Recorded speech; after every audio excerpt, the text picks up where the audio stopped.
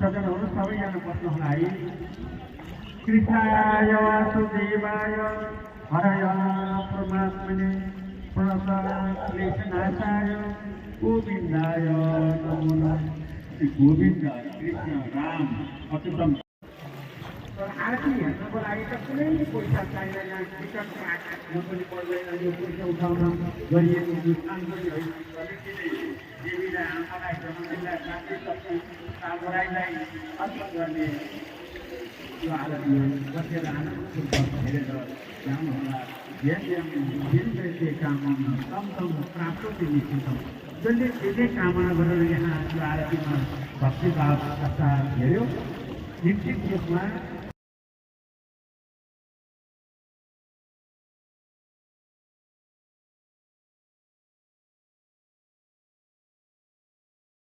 श्रद्धाले अर्पण गर्नुभएको छ। महाशिवरात्रि साक्षीले नाच्नु र सकल परिवारको कल्याण र सुख शान्ति सहोस्। आफ्नो गठित लैजान हुन अनुरोध गर्दछु।